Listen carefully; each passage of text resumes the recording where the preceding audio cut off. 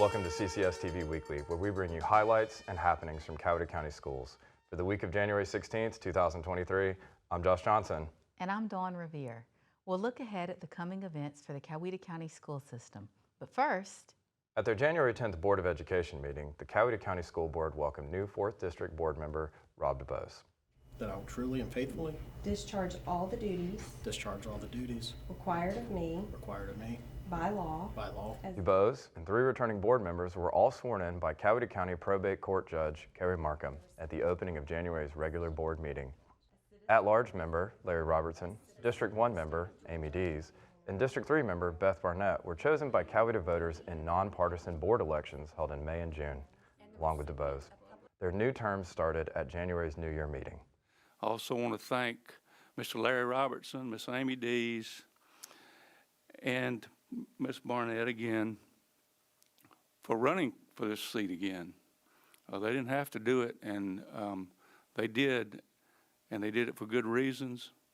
They did it for the students of this school system in the county. They're true public servants. They believe in the Coweta County school system and public education.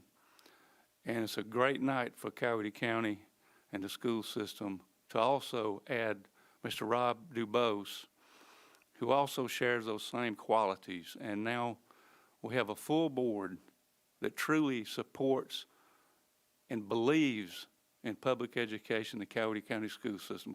Congratulations, and I look forward to working with y'all. school board members also elected new officers, with Andrew Copeland chosen as the board's 2023 chairman. Andrew Copeland is among the youngest chairmen that have served in the school board's history. Board members also selected Buzz Glover as vice chair and new member Rob DuBose as board treasurer. Copeland succeeds board chair Beth Barnett, who served 2 years in the role.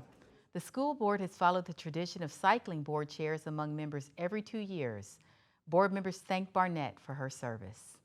I also wanted to thank Miss Beth Barnett. I wouldn't have wanted to be in her seat the last 2 years. I know it's been very difficult, and you've done a great job, and we appreciate your service. The board meets again February 14th. Board meetings are held the second Tuesday of each month, 6:30 p.m. at 147 Wirtz Drive in Newnan. In other business, the school board heard the results of the system's 2022 financial audit. Miller Edwards of Malden and Jenkins presented the results. Your audit went very well. All the reports we've issued are what I would call clean. There are no findings, there's no management points, there's no issues that we feel like we need to bring to your attention today.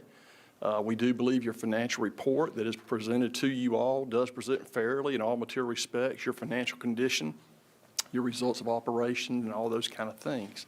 So on the surface, that's what you want to hear from me, is that everything is good. I've got a good, clean report for you. I've said it in here before. I'll take the opportunity to make sure that I brag on You should. Mr. Chapman, Mr. Latimer, their team. They starts here. Board sets the expectation throughout the system related to matters of money. Yep. And that expectation is that there will be no findings, that we will have a clean audit, and that we will do right with the funds that we are entrusted with. Mr. Latimer, Mr. Chapman, and their people in finance take that charge, and they take it incredibly seriously. And every year when we get the audit back, I'm reminded of the great work that they do, and that expectation, that standard that they set, it filters out to the school level. Yes, sir. And doing things the right way with taxpayer funds is a shared expectation. Yep. The board begins budget planning in May for the new fiscal year beginning in July. The board also approved additional safety measures at their January meeting with new secure equipment safes for school resource officers. All Coweta County schools have one or more uniformed SROs provided by local law enforcement.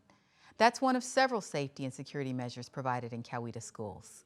Schools also employ nurses on site overseeing medical response for staff and students. That includes training for automated external defibrillators or AEDs. Those are readily available in case of emergencies at all Coweta schools. We caught up with School Health Chief Shannon Hendricks Kaplinger to explain. We are very lucky that the Board of Education deems student health important enough to make that change in Coweta County 21 years ago to put a nurse in every school. We take care of day-to-day student health needs, medication administration, basic first aid. We respond to emergencies in the school building. We perform mass screenings in our school building, a host of other activities that happen during the school day, and just keep up with the day-to-day health and wellness needs of our students and staff in our building. An AED is an automated external device. It's a portable piece of equipment that we use when we respond to an emergency. We place it on an individual's chest, and it delivers an electronic shock to the heart if needed to potentially correct an irregular heart rhythm. We make sure that our AEDs are current and up to date. Last year, we upped the number of AEDs that are in our elementary schools, increased the number so that every elementary school has additional AEDs on their campus. We also, in the last 12 months, have replaced some of our aged out units. And on a day-to-day basis, our nurses maintain that the AED is functional, that the batteries are up to date, that the pads in there haven't expired, and that they're where they're supposed to be every morning when we start the school day. Now, for a look ahead with East Coweta High student Olivia Rodriguez. The Coweta County School System honors this year's STAR students from each high school on February 10th. Following January's long weekend for the Martin Luther King Jr. holiday, Coweta schools look forward to a winter break February 13th through the 17th. The Nixon Center for Performing and Visual Arts continues a steady lineup of community performances to start 2023, including The Highwaymen on January 24th, Hank and My Honky Tonk Heroes February 2nd, and Good Shot Judy March 2nd.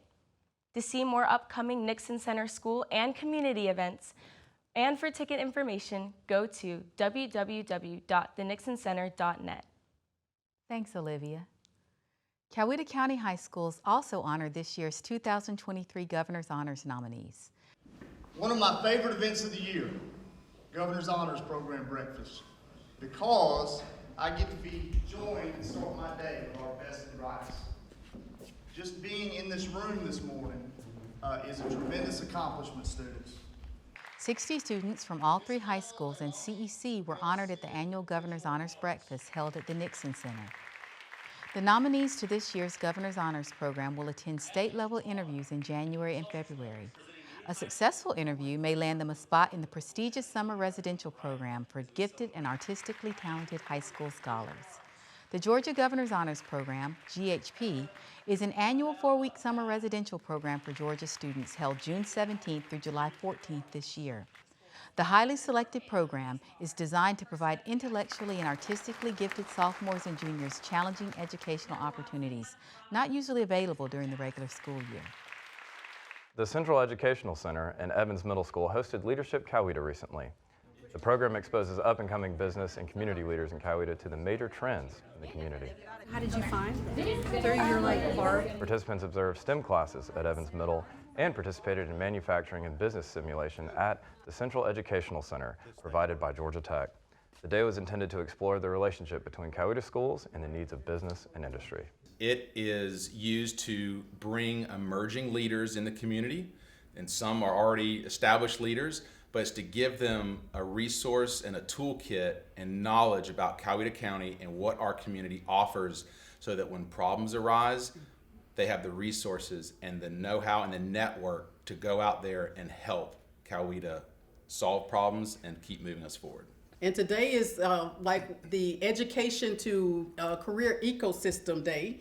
And that's where the individuals will get to learn about the advanced opportunities available for students here in the Coweta County area.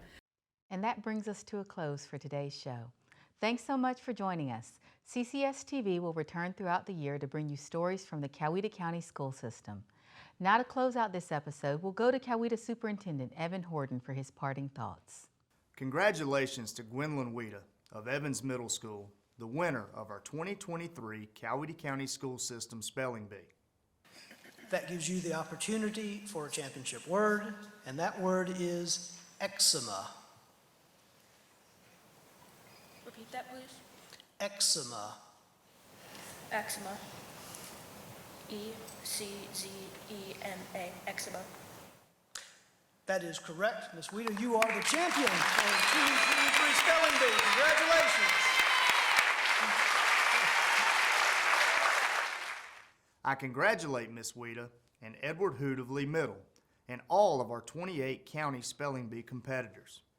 Just getting on stage at the Nixon Center for the annual spelling bee is quite an accomplishment, and not just because these students won their classroom and school competitions. It's an accomplishment because, for these students, it represents years of diligent work, years of academic preparation on their part, and years of support and encouragement from their parents. Also, years of instruction and molding from many teachers in the Coweta County school system. We celebrate healthy competition among our students, whether it's on a field or on a stage for a spelling bee, because it gives our students a chance to demonstrate hard-won skills developed through years of work and encouragement. Gives us a glimpse of the young women and men that they are becoming because of it.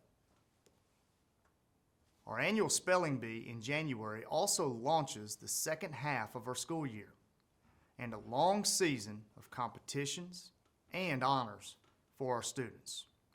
Recognizing our star students, selecting valedictorians and salutatorians, spring plays and spring athletics, honors nights and graduations. These all celebrate our students' hard work and aspirations and often inaugurate new chapters and opportunities for them. These events also memorialize years of work and encouragement from parents and teachers. They remind us that we can all take satisfaction in our students' successes. So, welcome to a new year and a new semester, and what I hope will be a long season of celebrating excellence among our students.